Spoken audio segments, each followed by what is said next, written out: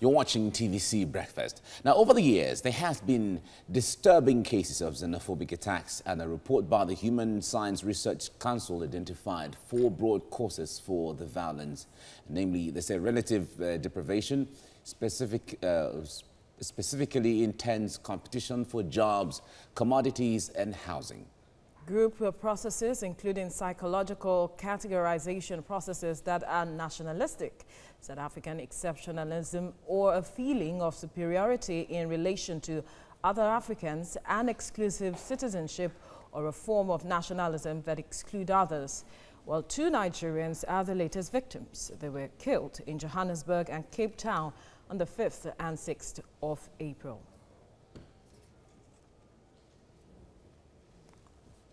Well, joining me in the studio is Xenophobic. He is a lecturer at Tshwane University of Technology, South Africa. Good morning. Good morning. Now, you are there in South Africa and you know what is going on. Recently, during campaigns, even the president had to say that people who come into the country to do business without paying taxes, without registration, and all of that. And then we have an opposition leader, Julius Malema, saying that even if the country expels a lot of Africans, the jobs are not enough. What is really at the root cause of all of this? Okay, having lived in South Africa for about 14 years, I can clearly say that South Africa is a good country. It's accommodating. That's why I'm still living there. If not, I would have relocated. But like you have people who have different view concerning human relationship, in the sense that citizens have their own perspective and their own relationship with regards to other nationals that are not South African. So you find rogue elements that are in the minority, but because it's violence related, it becomes a major news outbreak. But South Africa generally is a very good country and it's accommodating. Every country, like you said, the president said, every country wants people to come do business, but they must also pay taxes and stuff like that.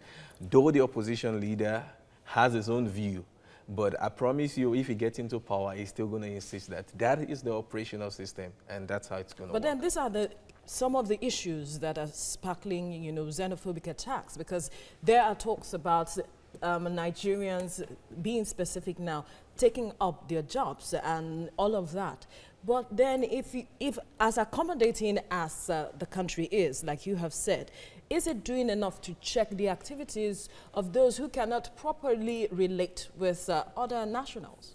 Yes, they are. In terms of security and maintenance of law and order, South Africa is okay. I wouldn't say it's excellent, but it's okay. But like I mentioned earlier, you would always have the rogue element. You always have people who would take the laws into their hand. That happens in every society. But you know, there has to be measures taken to serve as a deterrent. There was discussions in 2015 when we had these attacks again, which was said to have been sparked by then the Zulu king. But now, if there were talks then, were there any persons that were, you know, jailed or prosecuted?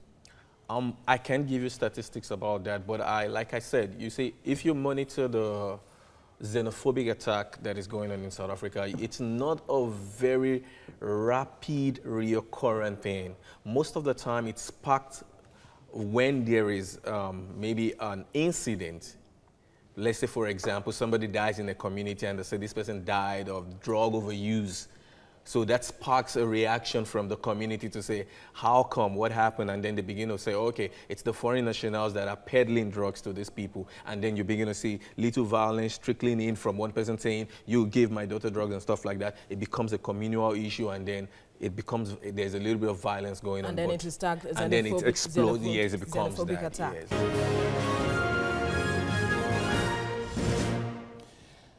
All right, joining me now on Skype.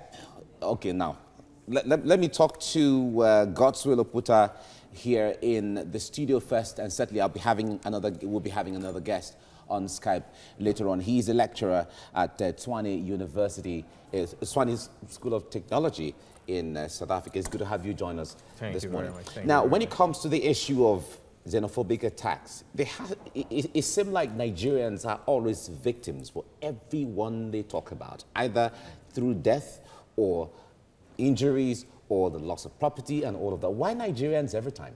Okay, so in South Africa, almost every foreigner is a Nigerian. Wow. Yes, they have that perspective that if you're not speaking South African languages, you're probably a Nigerian. Nigerians are that prominent in South Africa. Yeah, so every foreigner is, unless you're from the Western world, is viewed like a Nigerian. So if anything happens, even if it's not a Nigerian person or there's the a citizen, but that perception is that but the perception we have back in Nigeria is that when it comes to the African continent, South Africans and Nigerians tend to be more friendly than, because they seem to be up there than all other African countries. Yes, that advantage has its disadvantage because both happens to be like the power of African continent. So as it's good that both of them are thriving and becoming the power country in terms of the continent, it also creates competition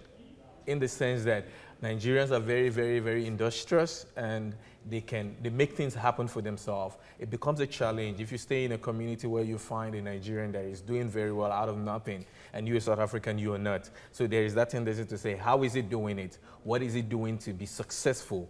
If they can't find a valid reason, the other thing they can think about is probably doing something wrong in the country, is doing something that is not legal or legit in the country. So that creates a kind of hatred or bitterness to say, you coming in here, you're doing very well, you're successful, but you're not doing something legit, so I need to check you out. Okay. Now, let me have joining me now on Skype, the President, Nigeria Union in South Africa, Adetola Olubajo. Adetola, it's good to have you join me now. Talk to us about this xenophobic attack that comes comes quite often, and Nigerians often fall victims of this. Why Nigerians? Talk to us. Good morning. Morning. Thank you very much for having me this morning. The xenophobic attack is not actually directed on Nigerians in particular. It's just that Nigerians are very prominent in South Africa, and then any African migrant that is actually not a white person or Chinese is viewed as being Nigerian. So in most of the cases, we count our losses, while the other nationals of African descent count their losses also. All right. When it comes to the issue of illegal business, being in the country without proper documentation and getting involved in crime and drugs, allegations have been made against a lot of Nigerians. Talk to us from that window. Yes, it's actually correct that there are quite a number of handful, rather, of our people that are engaging in one criminal activities or the other, most especially in the area of drug peddling and then prostitution, as well as fraud, which we popularly known as 419 in Nigeria. So it is just a very, very few Nigerians that are actually engaging in that. And you see a situation whereby people from other nationals, like most especially the guys from Cameroon, Ghana, some of these West African countries that are very close. And of recent, we have seen people from Tanzania even claiming to be Nigerians. So our people are actually engaging in such, but there are criminals everywhere. They collude with local people, the South Africans, to actually perpetrate that crime. So we believe, like I said about a year ago, even in your studio there, that we should try as much as possible to impress on the police to arrest these culprits and then bring them to book. That is only a solution that I feel will be lasting. Every other, because we have actually called many of them. You know, we have helped some of them to actually go back home. We have spoken to some of them, but it seems that they are getting away with it by colluding with some of the rogue elements within the South African police force. When it comes to putting an end to this? We've seen diplomatic moves at different times, government, National Assembly trying to engage their South African counterparts, but this still hasn't brought an end. What do you think is the solution to this? Diplomacy has its way in this, but diplomacy doesn't really change what's going on the grassroots, because when you have a diplomatic talk, the ordinary South African is not even aware of that. There is a diplomatic process, because that is not their bread and butter, so to say. What is their bread and butter is what is happening on the streets of South Africa or in their neighborhood. So there could be diplomatic talk, discuss between governments and looking out for solution. But if an average South African sees in his neighborhood somebody, a foreigner, that is doing what is illegal, and it has affected him directly, maybe through the cause of death or maybe loss of a loved one, then it creates a room for this xenophobic attack to happen again, irrespective of diplomatic talk. So in terms of solution, we must continue to orientate our people that, look, you are a foreigner in this place. Behave rightly. Don't and obey all rules and regulations of the land. Yes. Now, the president during a campaign said that most people coming to the country to do business without licenses. And on the other hand, an opposition leader, that's Julius Malema, is saying even if you ask all of these foreigners to leave the country, there are still no jobs for South Africans to do.